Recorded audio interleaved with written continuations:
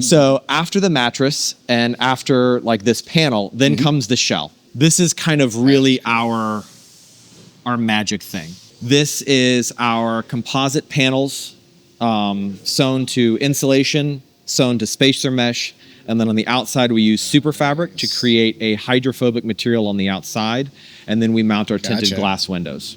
So it's even better than waterproof. Yes, yeah, exactly. So like, since this is like actively water shedding, it actually means that you can close the tent while it's wet, and it will continue to shed water through the gutters. So it might have been you that said this. Thank you for acknowledging that rain exists. So our camper is like really built from the ground up for bad weather. Nice. That's one of the biggest parts of a lot of the industry right now is everything that's made is a 2-season tent. Let's be real. They'll say 3 seasons, which means get a thicker sleeping bag. Right, exactly. But it's a 2-season tent. Exactly. You know? So these are ran into the aluminum extrusion profile. Yep. And then that profile, is that your own profile? Yes. Or is that no, that's our custom. All of the extrusions, both for the sleeper, which is the upper section, and for the rack itself, is our own custom extrusion, which is actually pulled here in Cincinnati, Ohio, down the street. Nice. Nice. We love to hear local as much as possible. Oh, well, actually, this is super fun. So our spacer mesh, which is this material on the inside. So again, like everything is about so this is like condensation free. I can see it's got air, and we've got a nice soft touch to it. And I also brought in a design cue from my daughter, which is if you can make something sparkle, make it sparkle. So we actually, I like it. Yeah, exactly. So we actually chose a material that shows the insulation behind it. So when you're inside, it actually has kind of this fun, like reflective, sparkly kind of effect. Yep. So we've got the galaxy window on the top. We've got the sparkle in the fabric. So, you know, just little star action. Yeah, a little star action, exactly. So this is made in South Carolina. The super fabric is made in Minnesota. The composite panels that we're using on the inside is made in Michigan. And then you're bringing all of those in-house and making they are sewn finished products right here. Yes, this is by far one of the biggest manufacturing challenges that we had to come up with at Hardsider.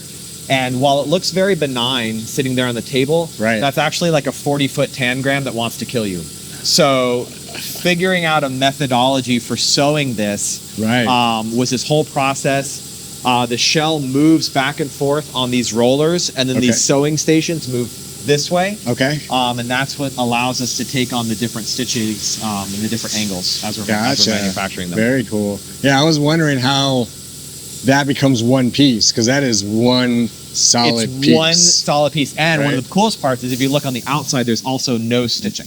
I did not pay that close of attention to This is a critical detail. So this is one of the most fun problems that we worked on. This is a construction process we call Armadillo. And if you look on the outside of the shell, there's no stitches. Nothing. All right. So I don't know. But it knows that these are fold points. Exactly. I've had bad experiences both from a professional standpoint and from a personal standpoint with seam tape. So we're like, you can't have a problem with seam tape if there's no seam tape. There's no seams, that's right. So yeah, so there is no seam tape in this construction, which is pretty rad. Yeah, like you said, there's no possible way for water to even get in there. Exactly. There's no seam for it to intrude. It can't do it. On this, yes. What was your time like when you first started? How long did it take you to kind of come up with this solution? Okay, so in order to tell that, I have to talk about our first solution, which was called Sobot.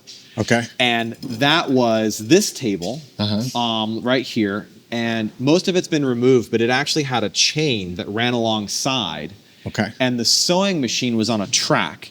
And as you hit the pedal to sew faster, it actually moved the sewing machine in step along the table. Oh, okay. Yep. One of those like wildly complicated. I was like, that's good, because you're doing stitch movement, We used components from a DIY CNC router in order to run the controllers. It was like a whole deal. And then literally like our head sewer was like, these are cheap. And he brought some of these in and we're like, oh my God, don't move the sewing machine. Move everything else.